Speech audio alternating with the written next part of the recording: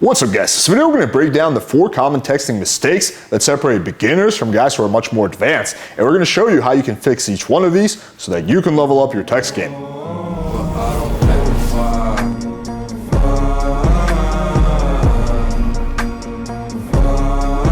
Alright, so beginner mistake number 1 is using canned lines and routines without calibration. Honestly, I see this all the time, even though I always say don't do this. Guys take some of my lines and they use them without context and they butcher the conversation. So everything is context appropriate. And this is the problem when you just go line, you don't understand the underlying fundamentals, is you're going to use these lines out of context and it's actually going to do you more harm than good. So let's take a look at an example. So this guy is using my opener, so the girl opens him, so he responds with an opener. So I guess we're dating now, right? So this is something that you would say if you're opening the girl. But if she says, hey, how are you? It doesn't make sense. Like, you kind of have to ask her a question. You'd be like, good, blah, blah, blah, blah, blah. You can be like, good. So I guess this means we're dating now. That's somewhat appropriate because you're answering her question, right? But again, he's like in a space where he's like, oh shit, this is the opener. Well, the girl opened me, fuck it, I'm gonna send it anyway, right? So here's another example. Hey, trouble, and he throws in an I, so don't be sloppy. Like, make sure you spell shit. Hey, not even getting denied, huh? It depends on my mood, you know, just what I was hoping you'd say, right? So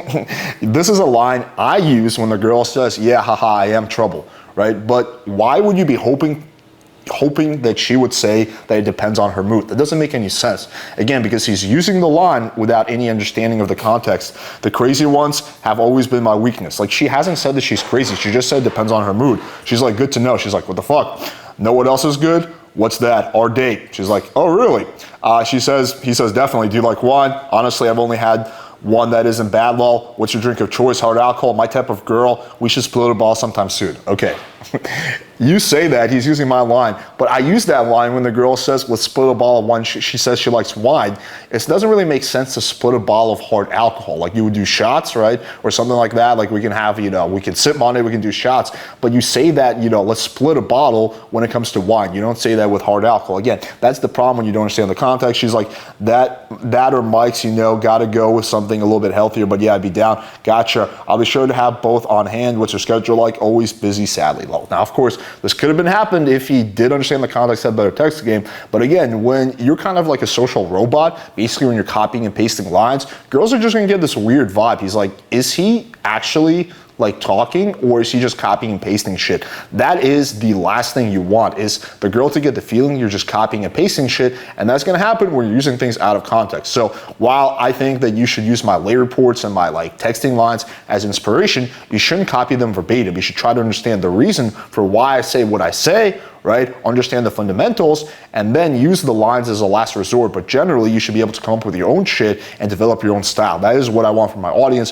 which is why in my product, I give a million suggestions, but I don't say, hey, here's the script, right? I don't believe in scripts. I think that you should understand the fundamentals and be able to come up with your stuff. Otherwise, you come off sounding like a social robot. So that is common beginner mistake number 1. And again, the way you fix that is by learning the fundamentals, not relying on routines and lines, but actually practicing, understanding what you're doing and coming up with shit on your own. That's the solution to that. Okay.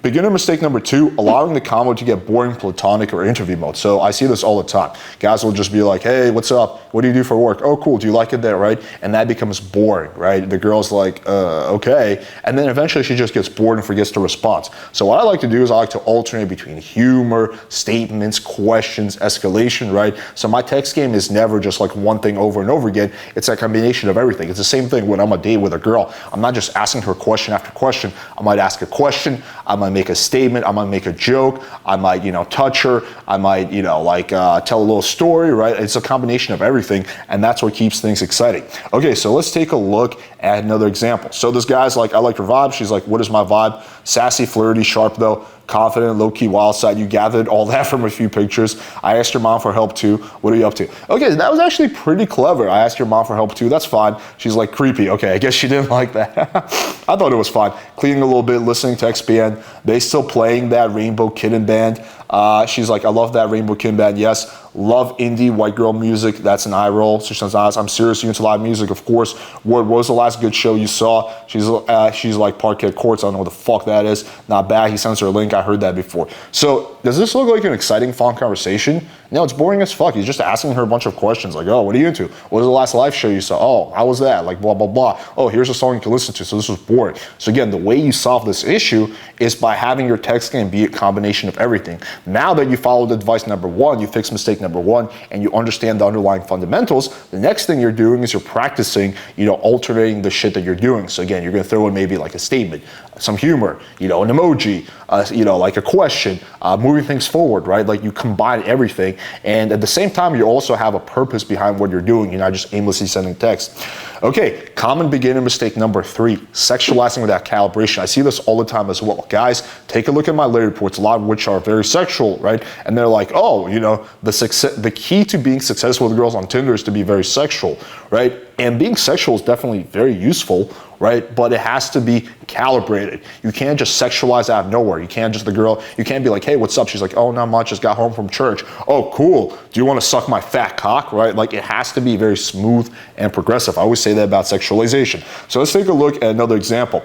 So we can't see the first text, but basically she's like, my boss already knows I'm awesome. I'm going to be that boss who will spank your booty while kissing your neck, right? It just kind of comes out for nowhere. She's like, oh Lord, well, okay, right? This is a girl saying, all right, this is getting kind of weird. It's not weird enough for me to just block you or tell you to fuck off, but it's getting there, right? So that's the girl giving you the yellow light. That means you need to hold off on the sexualization. What he does is the opposite, is he just keeps going.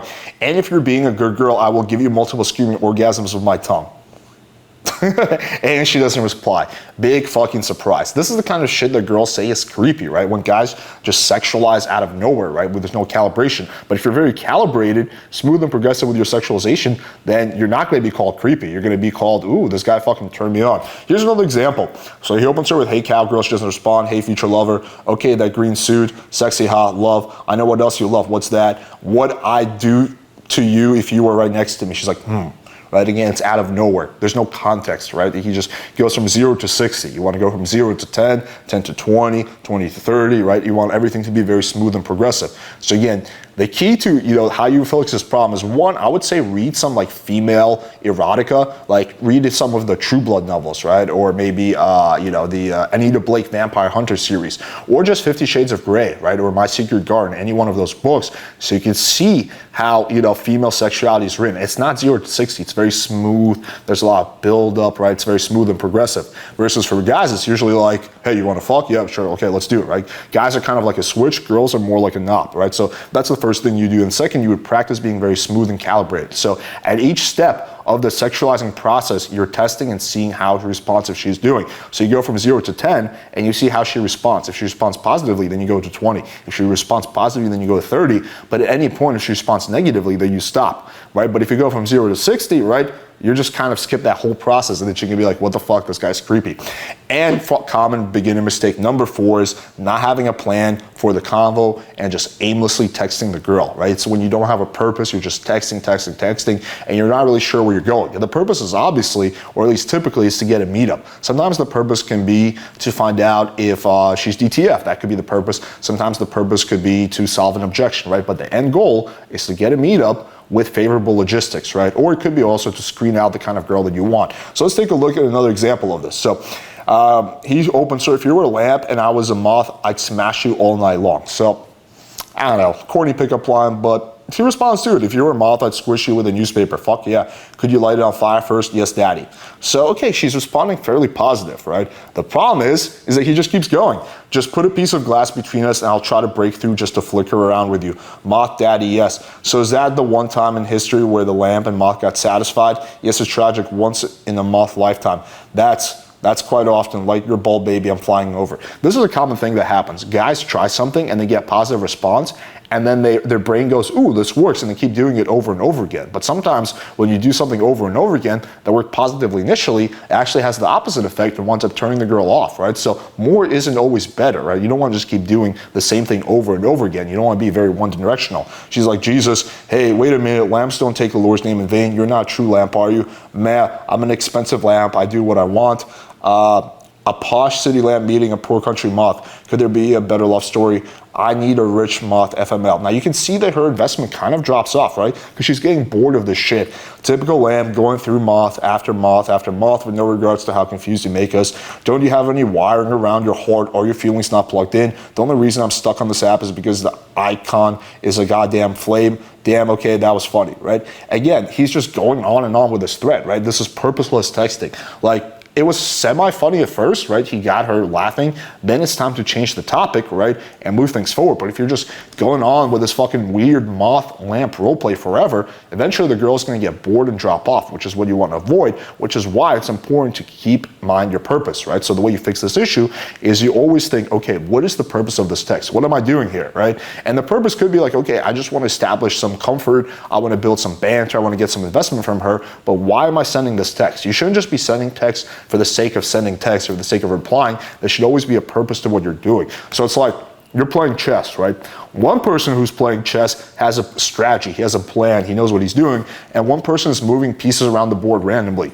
Who do you think is going to win the chess game the vast majority of the time? Of course, it's the person who has a plan, right? And it's the same thing when it comes to texting. All right, hope you guys found this video valuable. And the last most important beginner mistake that I forgot to mention is not hitting the like button, not hitting subscribe, and clicking the bell for notification. You guys can fix that by doing all of those things right now. Let us know in the comments what you thought about this and whether this helped you level up your text game. Thank you guys for watching, and until next time.